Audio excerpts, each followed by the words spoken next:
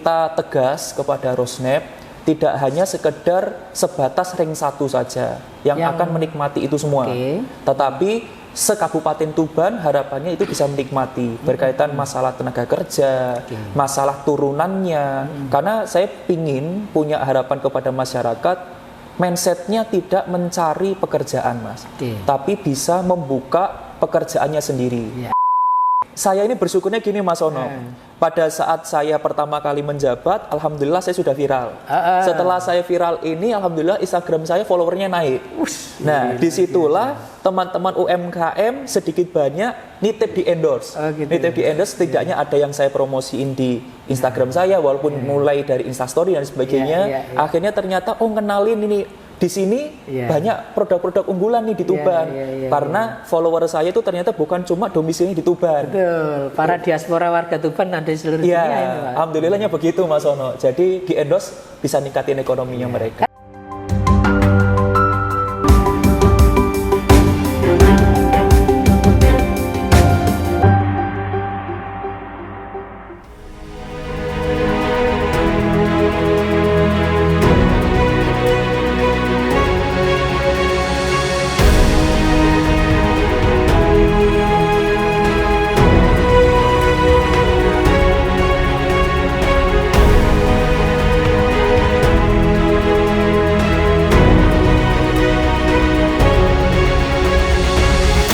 Assalamualaikum warahmatullahi wabarakatuh, Tribuners dan pembaca harian Surya dimanapun berada. Kembali bertemu dengan saya Trimulyono, pemimpin redaksi Tribun Jatim Network. Kali ini saya spesial nih bersama orang nomor 1 di Kabupaten Tuban. Kita sapa Mas Aditya Halindra Faridski, yang akrab disapa Mas Lindra. Assalamualaikum. Waalaikumsalam, Mas Ono. Selamat datang di Tuban, Mas Ono. Luar biasa. Ini Tribuners, Mas Lindra adalah Bupati Tuban termuda di Jawa Timur, bahkan Indonesia. Gitu ya, salah satu. Insya Allah, salah satu yang termuda. Oke. Mas Lindra, 2 tahun menahkodai Kabupaten Tuban. Apa, Mas, perasaan yang paling berkesan setelah 2 tahun menjadi orang nomor 1 di Kabupaten Tuban ini? Suatu hal yang berkesan, Mas Ono, ketika saya sudah menjalankan pemerintahan ini 2 tahun adalah cita-cita yang selama ini saya harapkan untuk bisa bermanfaat, untuk bisa meningkatkan kesejahteraan, untuk bisa menolong orang banyak. Alhamdulillah, pelan demi pelan kita bisa merealisasikan itu semua dengan legacy yang kita ambil, dengan pembangunan-pembangunan yang sudah kita lakukan. Alhamdulillah bisa terwujud itu semua. Ya, saya lihat memang pemerintah Kabupaten Tuban begitu getol terkait infrastruktur, Mas Bupati, Mas Lindra ya. Kira-kira apa saja, Mas Lindra, yang sudah dilakukan Pemkab Tuban terkait infrastruktur ini? Kalau infrastruktur yang sudah dilakukan oleh pemerintah Kabupaten Tuban, kita memang mengawalinya dari kebijakan yang mendasar, khususnya dibutuhkan oleh masyarakat Kabupaten Tuban, Mas. Pertama, jelas infrastruktur jalan. Alhamdulillah, setiap kali saya melakukan penganggaran baik APBD maupun PAPBD, itu adalah menyerap yang paling tinggi untuk infrastruktur jalan. Lalu yang kedua berkaitan pendidikan. Karena saya tahu pendidikan ini juga menjadi pondasi kuat pemerintah Kabupaten Tuban untuk meningkatkan kualitas sumber daya manusianya. Lalu yang ketiga, infrastruktur yang kita getolkan adalah di dunia kesehatan. Karena saya memiliki harapan dan cita-cita bagaimana seluruh masyarakat Kabupaten Tuban, mulai dari yang mampu dan tidak mampu, mendapatkan akses yang layak terhadap kesehatan.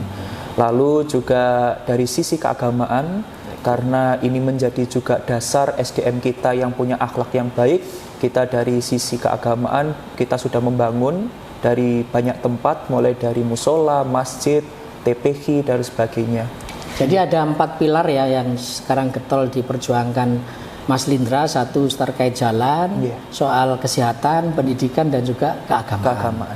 Dari 4 hal ini ada nggak, Mas, program inovasi yang paling sangat dinantikan oleh masyarakat Tuban, Mas? Jadi gini, Mas, pada saat saya awal menjabat tuh bulan Juni 2021, saya melakukan rapat koordinasi dengan teman-teman pemerintah daerah.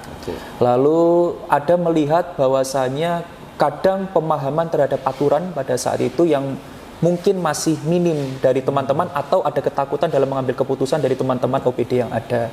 Pada dasarnya akhirnya kami membedah dengan seluruh elemen yang ada, akhirnya kita melakukan kebijakan membangun jalan lingkungan.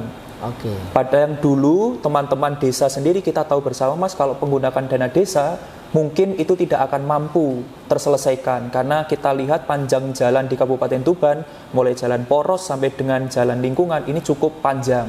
Akhirnya kita mengambil keputusan tegas, pemerintah daerah mampu dari sisi anggaran, akhirnya kita melaksanakan karena itu yang dicita-citakan masyarakat Mas, berkaitan dengan masalah infrastruktur jalan karena itu juga kaitannya dengan ekonomi masyarakat sendiri. Jadi jalan di komplek di desa-desa itu mulus ya, saya lihat juga. Insya Allah kita berikhtiar untuk itu semua. Kalau terkait kesehatan dan pendidikan, ada program inovasi apa Mas Lindra yang sudah dilakukan? Kalau yang kesehatan ini Mas Ono, saya mendekatkan yang melihat kita punya puskesmas itu sebanyak 33 puskesmas pada saat tahun 2021. Lalu sekarang kebijakan yang saya ambil untuk mendekatkan pelayan kesehatan ke masyarakat ini, akhirnya kita membangun di tahun 2023 ini karena mengingat waktunya yang panjang dan bisa kita laksanakan, akhirnya kita membangun 2 puskesmas baru untuk mendekatkan pelayan ke masyarakat sehingga masyarakat lagi tidak jauh-jauh. Dulu juga kita meningkatkan salah satu RSUD kita yang tipe D mau kita tarik ke tipe C, yaitu di Jatirogo karena melihat masyarakat Tuban yang di daerah Jatirogo dan sekitarnya ini larinya ke Bojonegoro. Akhirnya kita tingkatkan kelasnya dan sebagainya. Jadi tujuan kami adalah mendekatkan pelayanan kesehatan kepada masyarakat dan kita memfasilitasi sarana prasarana pendukungnya sehingga masyarakat tidak lagi jauh dan untuk meminimalkan resiko-resiko pada saat perjalanan itu tadi. Jadi yang nggak tercover BPJS misalnya akan tercover oleh dana dari Alhamdulillah APBD Kabupaten Tuban juga mengcover hal-hal yang tidak masyarakat yang masih belum ikut kepesertaan BPJS. Kami berikhtiar di tahun 2023 ini, kami insya Allah akan melaksanakan bagaimana Kabupaten Tuban sudah UHC. Hari ini Tuban kurang lebih sudah sekitar 75% masyarakat sudah mendapatkan jaminan kesehatan, baik itu mandiri maupun dari BPJS Kesehatan. Kita masih punya sisa sekitar 25% akan kita penuhi di tahun 2023. Itu yang akan di cover oleh pemerintah kabupaten ya? Iya. Insya Allah 100% berarti nanti? Saya berharap 100% di tahun 2023. Kalau terkait pendidikan, Mas Bupati, apa yang pernah dilakukan dan akan terus dilakukan? Jadi kalau pendidikan, Mas Ono, beberapa saya melihat kondisi-kondisi pendidikan khususnya infrastrukturnya itu butuh perhatian khusus. Karena ketika saya masuk pertama kali, itu saya mendapatkan laporan kalau banyak sekolah yang dilakukan merger maupun tutup.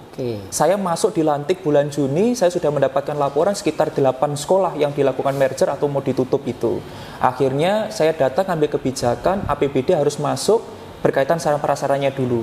Karena kalau sarana prasaranya sudah kita lengkapi dalam kondisi bagus, insya Allah kita bisa bersaing dengan sekolah-sekolah yang lain. Alhamdulillah akhirnya pendidikan ini juga selain infrastruktur, kami mempunyai program beasiswa yang kita fokuskan juga pada masyarakat sekelilingnya. Dengan cara kita melibatkan teman-teman guru dan kepala sekolah, pemerintah desa untuk memberikan data kepada pemerintah kalau ada indikasi masyarakatnya yang perlu kita tangani itu semua, Mas. Jadi itu di-cover oleh pemerintah kabupaten. Dan di Tuban ini kan banyak bermunculan sekolah-sekolah swasta yang berkualitas tinggi. Ini kolaborasi dengan sekolah negeri yang dikelola oleh pemerintah kabupaten kayak apa, Mas? Kolaborasi yang kita ambil, Mas, alhamdulillah saya baru beberapa waktu yang lalu merapatkan dengan OPD terkait. Kita lagi menentukan menggodok masalah zonasi. Zonasi di Kabupaten Tuban sudah berjalan hampir 3 tahun, yaitu mulai tahun 2019, 2020, 21 dan 22 ini. Lalu kita mengevaluasi, akhirnya ada kerjasama. Bagaimana caranya? Yang penting utamanya adalah masyarakat kita bersekolah dulu, ya. Lalu nanti untuk memenuhi rombel dan sebagainya ini perlu komunikasi, sehingga swasta juga hidup, negeri pun juga hidup. Intinya kita bareng-bareng membangun SDM Kabupaten Tuban. Yang penting jangan sampai ada kabar bahwa masyarakat masih tidak mendapatkan pelayanan pendidikan yang layak, itu aja. Mas Lindra, Tuban ini juga sedang mempersiapkan pembangunan jalan tol, juga beberapa proyek prestisius seperti kilang minyak. Nah, ini peran pemerintah Kabupaten Tuban yang sudah dilakukan oleh Mas Lindra sebagai kepala daerah seperti apa, Mas? Yang pertama, Mas Ono, saya bahas berkaitan dengan ada potensi di Tuban dilewatin jalan tol. Yang saya lagi perjuangkan adalah membuka exit tol sebanyak mungkin. Karena dengan itu ada tol, dengan exit tol semakin banyak, maka akan menambah atau bisa meningkatkan perekonomian yang dilewatin exit tol itu tadi. Sehingga saya tidak menginginkan exit tol yang ada di Kabupaten Tuban hanya satu.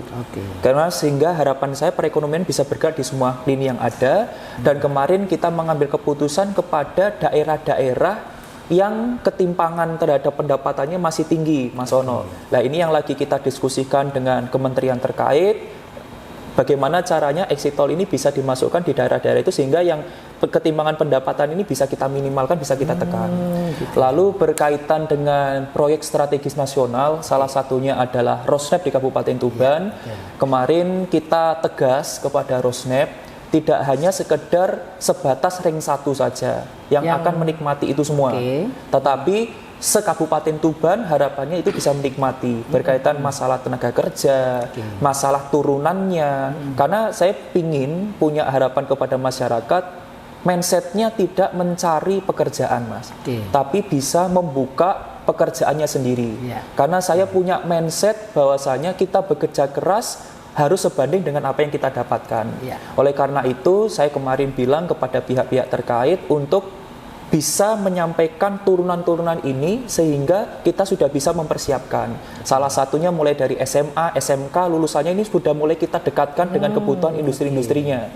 Misalnya turunannya bisa kita lihat kebutuhan bautnya, besinya, dan sebagainya. Nah, itu SMA, SMK yang di Kabupaten Tuban walaupun masih kewenangan provinsi, tapi sebagai yang berdomisili di Kabupaten Tuban ini kita lakukan komunikasi. Mas Lindra, sejauh ini apakah sudah ada tenaga kerja yang terserap di Rosnep, Mas? Alhamdulillah sudah banyak, Mas. Sudah banyak, Mas Ono. Dan ini gini, Mas Ono. Kita nanti bisa lihat dari angkatan kerja kita. Angkatan kerja di Kabupaten Tuban kita menggunakan data saja. Misalnya anggaplah kalau itu ada sekitar 50.000 orang misalnya yang usia kerja atau usia produktif. Nah, dengan begitu kita kerjasamakan dengan pihak-pihak terkait itu untuk bisa ini diterima. Kalau berkaitan masalah ada kekurangan di sana sini terhadap kualitas SDM kita, maka disinilah yang akan kita kerjasamakan. Selain keberadaannya ada di Tuban, maka mereka juga punya tanggung jawab untuk bisa meningkatkan kualitasnya, sehingga ini bisa dimasukkan dan bisa diserap. Ada prediksi berapa ribu atau berapa puluh ribu, Mas Lindra, nanti ketika Rosnef ini sudah beroperasi bisa menyerap tenaga kerja di Kabupaten Tuban? Data atau informasi yang saya terima mulai dari teman-teman Rosnef itu bertemu dengan saya kurang lebih sekitar 20.000 sampai dengan 40.000, Mas. Itu tenaga kerja saja ya? Tenaga kerja yang dibutuhkan oleh Rosnef. Akan tetapi nanti ini prosentase atau bagaimana penyerapannya nanti akan dikomunikasikan dengan sana karena arahan dari Ibu Gubernur juga itu dampak dari Rosnef ini bukan hanya untuk Tuban saja, walaupun lebih besar potensinya ada di Tuban, tetapi untuk tetangga-tetangga sebelahnya harapannya juga bisa menyerap itu semua. Luar biasa ya. Mas Lindra, Tuban saya kira di bawah kepemimpinan Mas Lindra begitu semangat untuk memerangi kemiskinan juga gitu ya. Data 2 tahun terakhir penurunannya signifikan. Alhamdulillah. Apa rahasianya, Mas, bisa menurunkan angka kemiskinan cukup signifikan? Hal yang sederhana yang saat ini saya praktekkan, Mas Ono, yaitu adalah melaksanakan kegiatan-kegiatan ekonomi bukan terpusat di kotanya saja, tapi juga terpusatnya di desa atau di kecamatan yang jauh dari kota. Dengan itu ternyata bisa meningkatkan ekonomi di masyarakat. Yang luar biasanya lagi adalah bisa merubah budaya masyarakat bahwa oh ternyata saya mendapatkan kesempatan yang sama. Biasanya ini Mas Ono kalau ada event misalnya itu sering ditaruh di kabupaten, misalnya di alun-alun nih kita sering lakukan. Pada tahun 2022 akhirnya saya geret ke kecamatan-kecamatan yang jauh, sehingga teman-teman pemerintah melalui APBD-nya, program APBD melakukannya ada di sana-sana.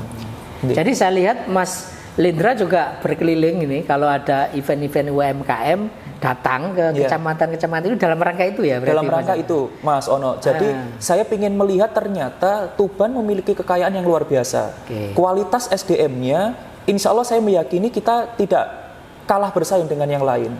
Mulai dari produk UMKM, IKM-nya juga, insya Allah di Tuban itu punya potensi yang besar. Misalnya saja Mas Ono, kemarin saya mempromosikan berkaitan masalah batik, dan alhamdulillah kepercayaan diri saat ini batik Kabupaten Tuban, salah satu desa di Kecamatan Gerek dijadikan desa devisa.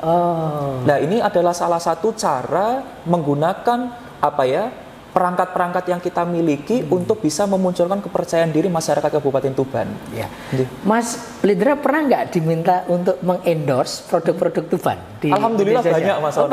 Alhamdulillah banyak. Dan setelah itu banyak yang beli apa enggak ini, Mas Lindra? Alhamdulillahnya katanya ada omsetnya sedikit banyak naik lah, Mas. Oh gitu ya. Jadi saya ini bersyukurnya gini, Mas Ono. Pada saat saya pertama kali menjabat, alhamdulillah saya sudah viral. Setelah saya viral ini, alhamdulillah Instagram saya followernya naik. Nah, disitulah teman-teman UMKM sedikit banyak nitip di endorse. Nitip di endorse, setidaknya ada yang saya promosiin di Instagram saya, walaupun mulai dari Instastory dan sebagainya. Akhirnya ternyata kenalin ini. Di sini banyak produk-produk unggulan nih di Tuban, karena follower saya itu ternyata bukan cuma domisili di Tuban. Betul, para diaspora warga Tuban ada di seluruh dunia ini, Pak. Alhamdulillahnya begitu, Mas Ono. Jadi di endorse bisa ningkatin ekonominya mereka. Kan gratis tapi ya, Mas? Alhamdulillah gratis. Jangan dipungut, Mas. Ini luar biasa ya Pak Bupati yang satu ini. Mas Lindra, tantangan lain di Tuban ini dilalui Bengawan Solo. Jadi beberapa daerah ini rawan banjir, Mas Lindra. Apa Mas yang sudah dilakukan ini untuk menekan agar nggak sampai banjir? Jadi gini, Mas Ono, untuk penanganan banjir memang yang saat ini sedang saya analisa di Tuban itu kurang lebih ada sekitar 18 das. Ya. Dan di situ ternyata saya melihat banyak anak-anak sungai di Kabupaten Tuban itu tertutup, Mas. Tertutup karena mulai didirikan banyak pemukiman-pemukiman yang ada. Lalu untuk kebijakan pertama, mungkin yang dampak paling krusial adalah dampak yang ada di bibir Bengawan Solo itu tadi.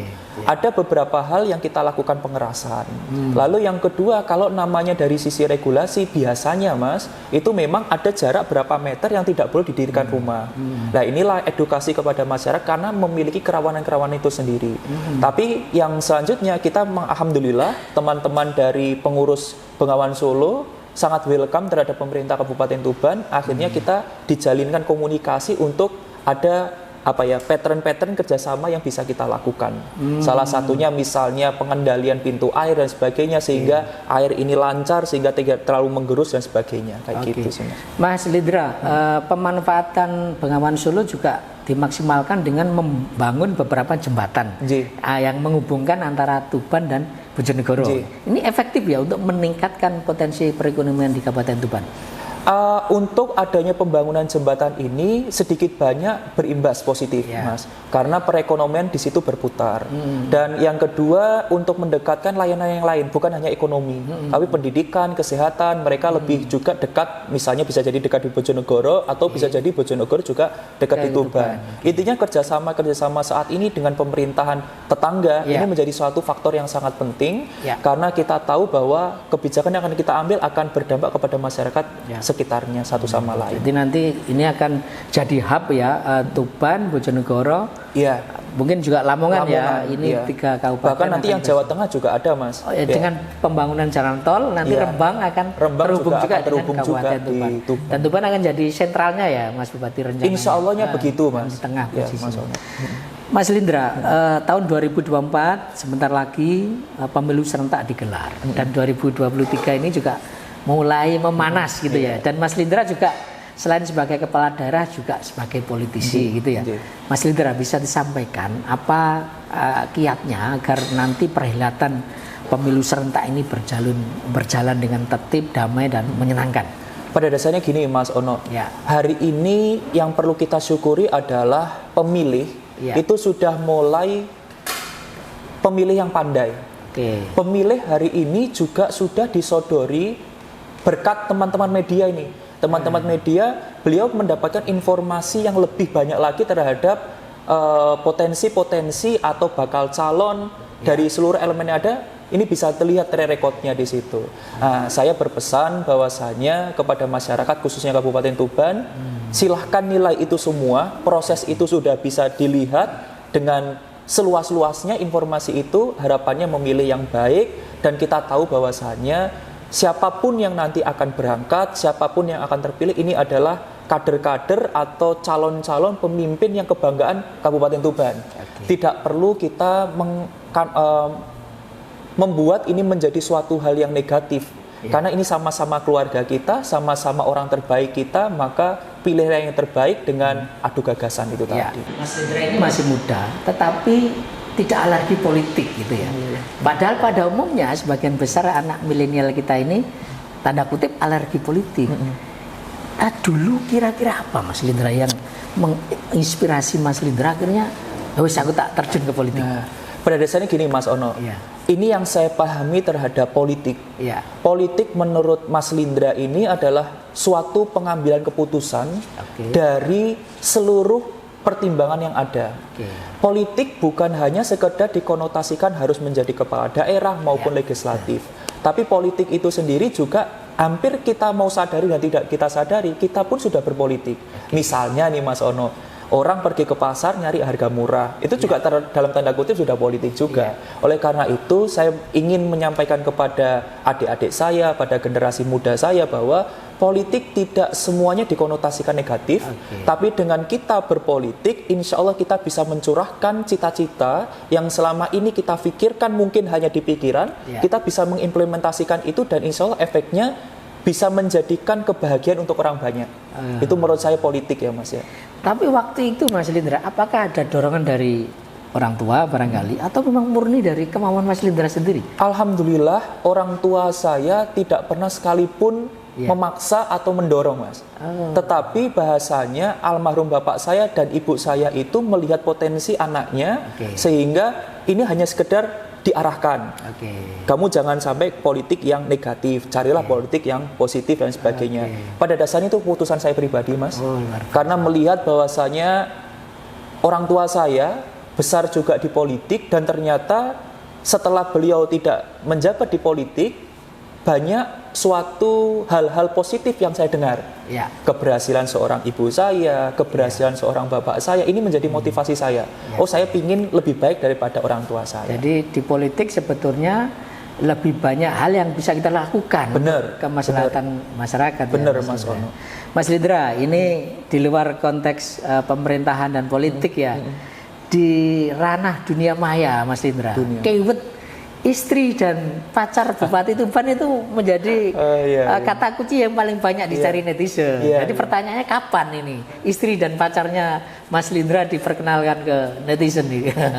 Alhamdulillah Mas Ono sampai sekarang belum ada Mas Ono.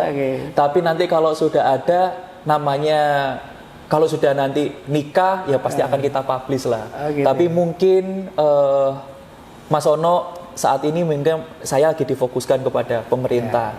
Tapi itu juga menjadi suatu hal yang harus segera saya realisasikan ini, istri ini. Nanti kalau lama-lama nggak enak juga saya ini. Mas Lindra ini kan aktif di media sosial juga dan responsif. Saya lihat setiap ada keluhan di DM Mas Lindra langsung meneruskan ke pihak terkait. Tapi ada juga misalnya yang kritik Mas Lindra ya. Cara mengantisipasi orang yang haters misalnya itu bagaimana Mas Lindra? Kritik itu menurut saya suatu hal yang penting Mas, untuk mendewasakan, karena saya memahami bahwa diri saya tidak sesempurna itu. Dengan adanya kritik itu membuat saya kembali harus mawas diri. Oh, ada sesuatu hal yang harus saya perbaiki.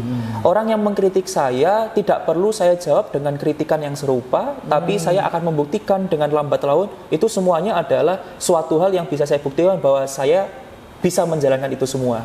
Salah satunya Mas Ono, misalnya saya dikritik beberapa pembangunan di Kabupaten Tuban yang belum tersentuh, misalnya begitu. Kita tahu bahwa saya baru menjabat kurang lebih hampir mau berjalan 2 tahun. Tidak sesederhana itu semuanya harus saya tangani semua. Intinya saya berikhtiar selama saya diberikan amanah, saya hanya jabat 3,5 tahun Mas.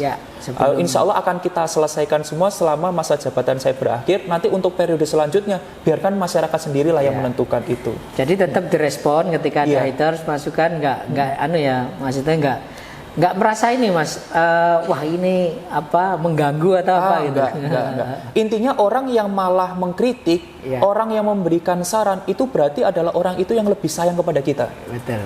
Intinya orang itu tidak menginginkan kita terjerumus kepada suatu hal yang salah. Jadi kritik ini menjadi suatu hal yang penting untuk mengkoreksi saya pribadi, Mas. Bukan pemerintah, yang salah tetap adalah kepala daerahnya kalau ada apa-apa itu. Ada juga yang iseng nggak Mas Lindra? Misalnya DM Mas Lindra secara pribadi, mau dong dari pacar saya. Alhamdulillah banyak, Mas. Nah, ini gawat ini Mas ya. Nah disitulah terlalu banyak pilihan itu juga nggak bagus. Terlalu banyak pilihan. Baik, ini yang terakhir Mas Lindra ya. Ini barangkali pertanyaan secara pribadi ya Mas Lindra ini sosok yang belum dibilang komplit lah ya, muda, punya kuasa, tanda kutip juga kaya insya Allah ya Mas. Insya Allah kaya hati Mas yang kaya hati itu ya. Nah kira-kira itu menjadi beban atau menjadi berkah bagi Mas Lindra? Monggo. Itu menjadi beban tidak, berkah juga tidak, tapi menjadi penyemangat, Mas. Jadi penyemangat saya gini Mas bahasanya. Saya mendapatkan ibu bapak yang berhasil. Setidaknya kalau hanya sekedar berhasil saja, maka saya tidak ada kebanggaan di situ. Pasti saya ingin menjadi orang yang lebih daripada orang tua saya, dan itu pasti cita-cita semua orang tua. Kalau menjadikan berkah, saya akui pasti iya. Saya bisa menjadikan sampai hari ini adalah berkah dari keberhasilan kedua orang tua saya. Berkah itu pasti ada. Tapi kalau menjadi beban, rasanya enggak. Karena saya harus membuktikan itu semua menjadi suatu hal yang lebih baik. Intinya saya menikmati tantangan ya, lebih persis ya Mas. Tantangan Mas, benar. Ini tantangan inilah yang harus saya jawab dengan suatu karya yang nyata gitu. Dan apalagi Mas Ono, saya ini kan sekarang juga menjadi salah satu anak muda yang sedikit banyak dilihat. Kalau anak muda sekarang tidak bisa membuktikan itu semua, berarti saya pun ikut berkontribusi untuk sudut pandang orang terhadap anak muda ini juga semakin buruk misalnya begitu. Akan tetapi kalau saya menjadi anak muda yang berhasil, sedikit banyak pasti saya berharap anak muda yang lain akan gergah, terinspirasi untuk bisa melakukan. Karena hari ini usia bukan menjadi suatu batasan Mas Ono, tapi usia muda ini malah bisa sekarang menjadi kekuatan yang besar. Akan tetapi saya berharap anak muda tetap harus mendengarkan nasihat, petuah dari orang-orang tua atau pendahulunya untuk menjadi anak muda yang lebih bijaksana. Luar biasa sekali Tribuners, ini tadi obrolan kita dengan Mas Lindra yang nama lengkapnya adalah Aditya Lindra Faridski, Bupati Tuban. Saya yakin banyak sekali inspirasi yang kita bisa petik dan kita ambil pelajaran dari Mas Lindra. Saya akhiri wawancara kita hari ini. Sampai ketemu dengan tokoh-tokoh selanjutnya. Saya Tri Mulyono, mohon undur diri. Wassalamualaikum warahmatullahi wabarakatuh.